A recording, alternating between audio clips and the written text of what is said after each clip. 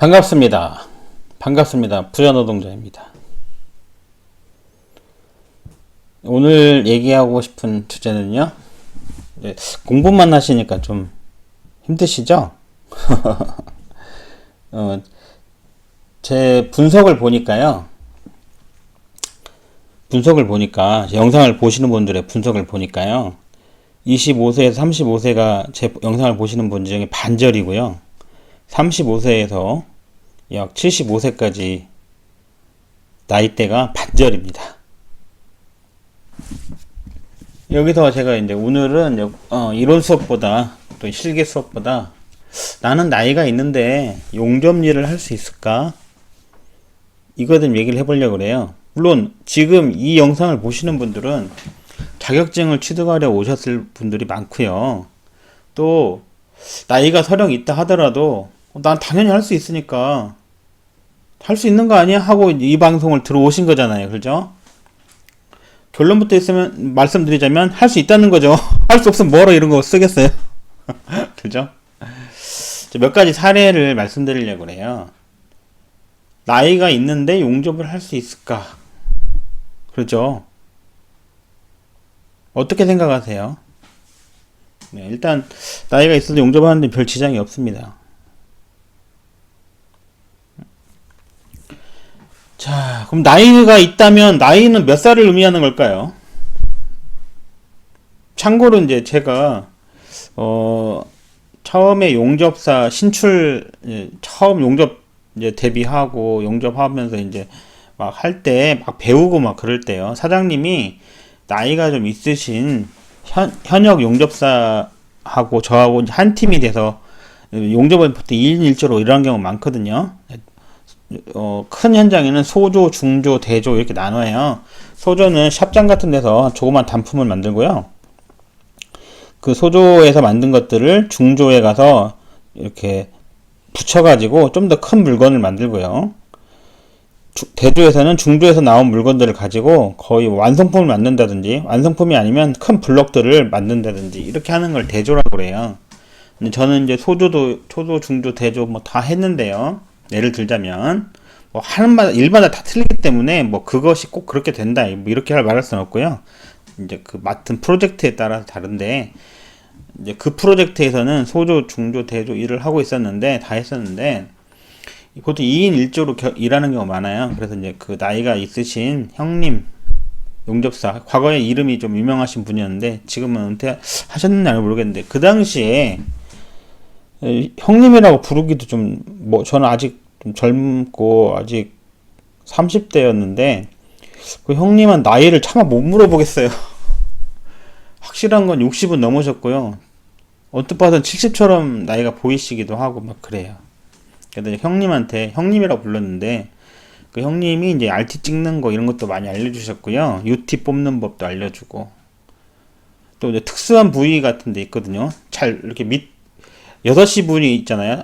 파이프 같은 게 6시에서 치고 올라와야 되는데 그런 거 좀 어렵거든요. 처음에는 그런 것도 알려주시고 토치 운봉하는 것부터 시작해가지고 6시부터 이렇게 운봉해서 12시까지 올라갈 때 어떤 식으로 하면은 뭐 RT를 잘 뽑을 수 있는지 뭐 이런 간단한 것들부터 시작해가지고 RT 찍을 때 무엇을 주의해야 되는지 이런 거 다 그분한테 배웠는데요. 그분이 그 당시에 70은 넘은 것도 같고 뭐 그래요. 그런 분이 있었어요. 저 그분한테 많이 배웠거든요. 이건 이제 그분은 과거에 이제 어릴 때부터 용접을 해왔기 때문에 뭐 그래서 이렇게 용접하는데 어려움을 못 느꼈던 것 같고요. 그분은 늦둥이 아들이 하나 있으셨대요. 그래서 그 아이 좀 대학 갈 때까지만 하겠다고 뭐 그렇게 얘기하시더라고요. 그럼 나이가 있는데 과연 용접을 할 수 있을까? 어떻게 생각하세요? 당연히 할 수 있다고 생각하시니까 이 방송을 보시는 거겠죠? 네. 결론은 할 수 있습니다. 제가 보신 분 중에 이런 분이 있어요. 은퇴를 하셨어요. 모 기업에서 은퇴를 하셨어요. 그래서 은퇴를 하면 요새 60세가 넘잖아요. 그죠? 60세가 넘어요. 그러면 최소한 60은 넘으셨다는 얘기잖아요. 그럼 60을 넘으신 분이 나이가 뭐 70인지는 제가 넘었는지 안 넘는지 잘 알 수가 없고요. 머리에 이제 백발이 하얗게 내려앉으신 분이신데 용접 산업기사를 보시겠다는 거예요. 그래서 이제 현장에서 만났는데, 그 당시에는 이제 조공 같은 거 하고 계셨거든요. 그래서 이제 제가 아는 용접 학원도 소개시켜드리고 그랬었는데요. 과연 이분이 용접을 할 수 있겠는가? 지금 이 그림 보시면은 파이프 용접을 하고 있잖아요. 자세가 어떤 것 같아요? 편안해 보이죠? 하지만 그 밑에 6시 부위, 6시 부위라는 건 어디를 말하냐면요. 여기 밑에요. 이렇게 동그랗게 있으면 여기가 6시고요. 시계로 보면 여기가 12시잖아요. 여기가 9시. 여기가 3시잖아요. 그죠? 그러면 용접을 6시부터 12시까지 쫙 한 번에 용접하고요. 파이프 같은 거 또 이쪽 6시부터 12시까지 쫙 한 번 용접을 하는데, 이런 자세를 오지라고 그래요. 오지라 하고, 파이프가 45도로 기울어져 있는 요런 경우 있을 거잖아요. 이런 거 45도로 기울어져 있는 요런 것들은 육지라고 불러요. 육지라고. 나중에 이거 다 이런 시간에 배우거든요. 일단 오지를 밑에부터 하는데, 여기서부터 안 끊고 한 방에 이렇게 올라가려면 이 머리를 밑으로 집어 넣어야 되잖아요. 그럼 허리를 꺾어야 되거든요. 그러겠죠? 네, 그래서 신체적으로 이게 좀 쉽지가 않습니다. 그러겠죠? 네. 그래서 이제 이분이 조공일을 어떤 회사에서 은퇴를 하시고 이제 조공일 같은 거 하시러 오셨는데, 가만 보니까 용접사들이 돈을 잘 번단 말이에요. 그리고 잘 버는 건 둘째 치고, 이 용접사가 돈 잘 버는 거는 뭐 그렇다 치는데 대우가 다른 거예요. 이거를 이해를 못 하시는 분이 굉장히 많을 것 같은데, 막상 현장에 가시면 이 그림만 보고 얘기를 하자면요, 누군가가 이 파이프를 누군가 이렇게 가접을 해서 붙여놨을 거 아니에요. 그죠? 이렇게 가접을 해서 붙여놓는단 말이에요. 이렇게 붙여놨을 거 아니에요. 가접을 해서 파이프를 이렇게 붙여놨을 거 아니에요. 그러면 누군가 이 최초의 파이프를 여기까지 들고 와야 되잖아요. 그죠? 그리고 누가 여기다 가접하는 동안 요거를 들고 있어 줘야 되잖아요. 아니면 뭐 들지 않으려면은 여기다가 뭐 이렇게 구조물을 설치해서 체인블럭이라고 그러죠. 체인블럭 달아서 이렇게 체인블럭으로 여기다가 이렇게 체인 걸어가지고 당긴다든가 뭐 이런 거를 해야 되잖아요. 누군가 해야 된단 말이에요. 그 누가 해요? 뭐 이런 건 배관사라고 그러는데, 배관사들이 하겠죠? 배관사가 하는 게 아니라 주로 날르는 거는 조공들이 하죠. 그럼 용접사는 뭐 해요? 보통 큰 현장에서는 용접팀하고 이렇게 제관팀이나 배관팀하고 따로 떨어져 있거든요. 같이 일하는 경우는 없고요. 예를 들어 낮에 제관이나 배관팀에서 이렇게 관을 붙여놓고 가잖아요. 가접만 해놓고 하면 밤에 용접사가 들어와서 아무도 없을 때 용접하고 나가요. 그러면 그 다음날 또 배관사나 제관사가 들어와서 그 다음 일을 붙여놓고 이렇게 일을 주야로 나눠서 하는 경우가 많아요.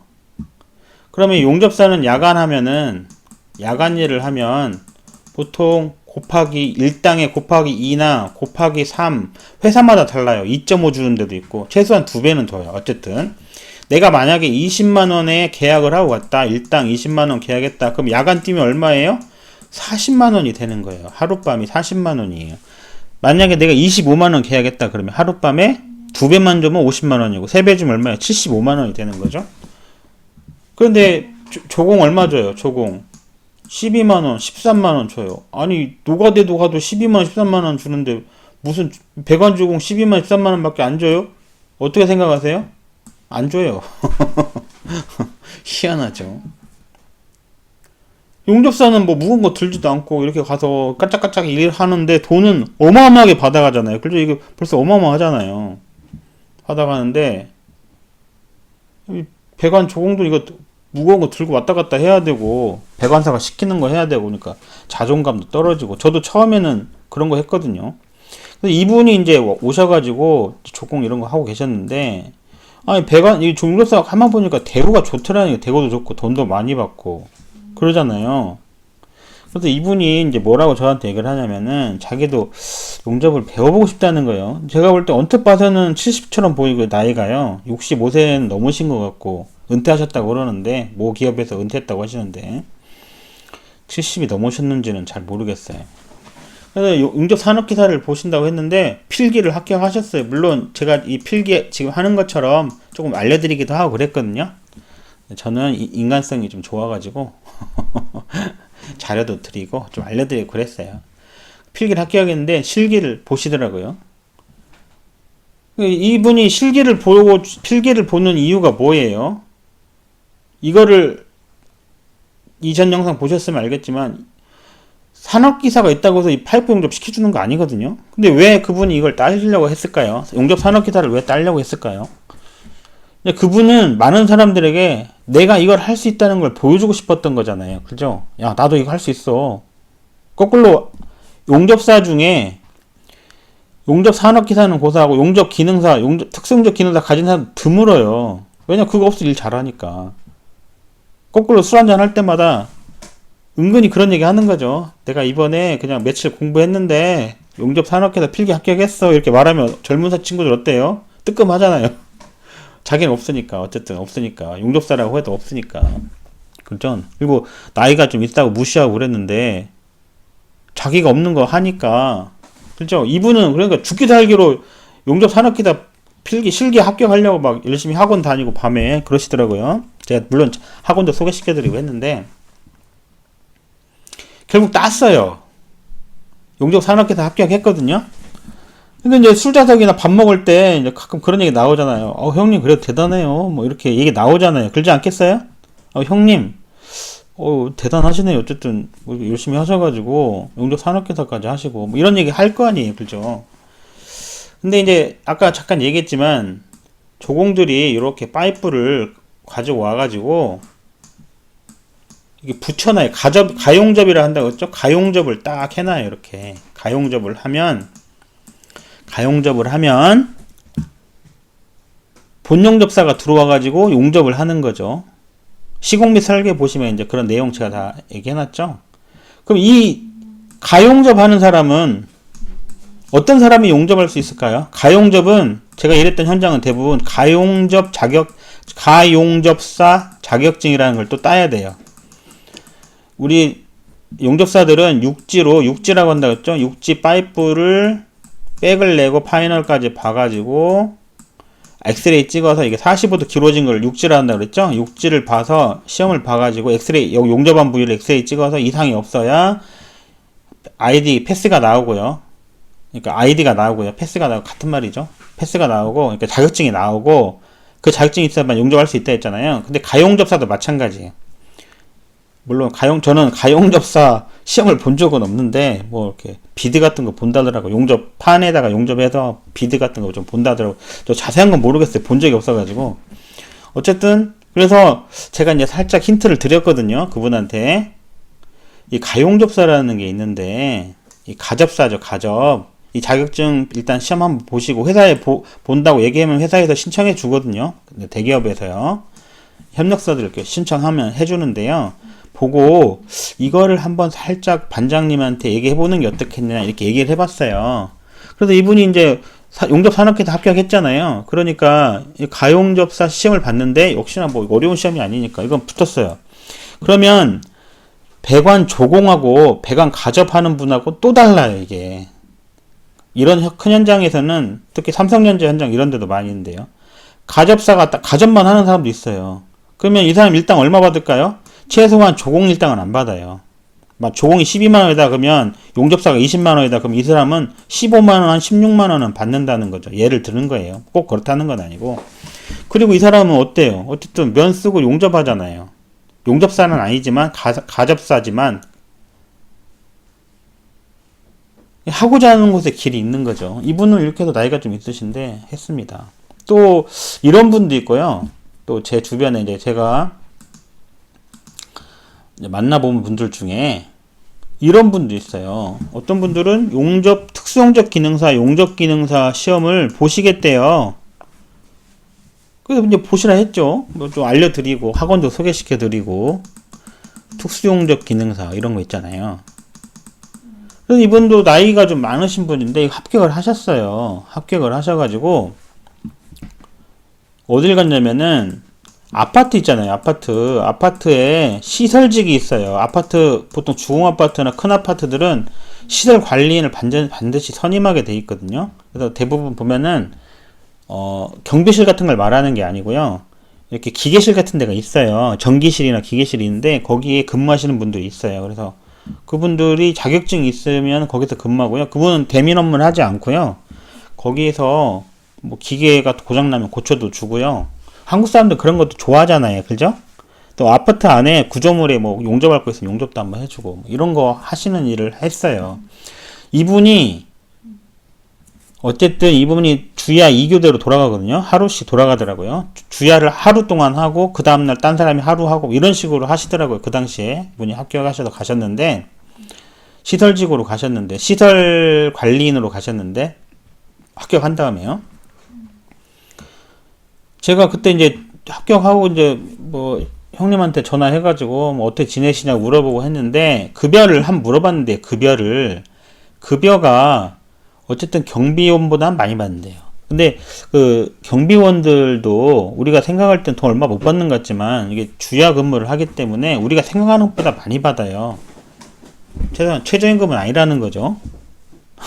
최저임금이라 하더라도 이 수당이 붙으니까 그러니까 야간에 일을 더 하게 되니까 급여가 상당히 많은 편은 아니지만 뭐 괜찮습니다. 괜찮아요. 그래서 이렇게 아파트 시설 쪽으로 가신 분도 있어요. 자격증을 취득하셔가지고요. 그런 분도 있으시더라고요.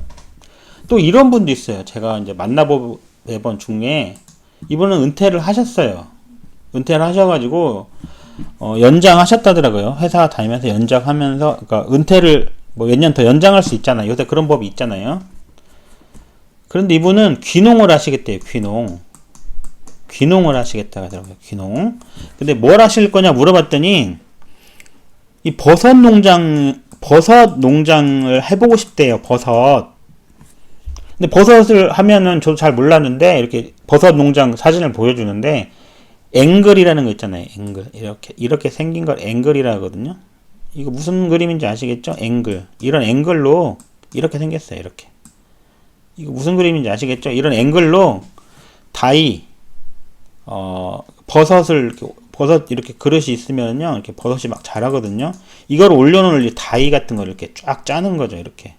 이렇게 올려놓는, 이런 다이를 이렇게 막 만드는 거예요. 이거를 외주 주면 돈이 많이 나오니까 직접 하시겠다는 거예요. 그리고 귀농하면은 이런 게 아무래도 이제 동네에서 하실 줄 아시는 분이 없으니까 자기가 이걸 하면은 주변에서 자기한테 해달라 할 거란 말이죠.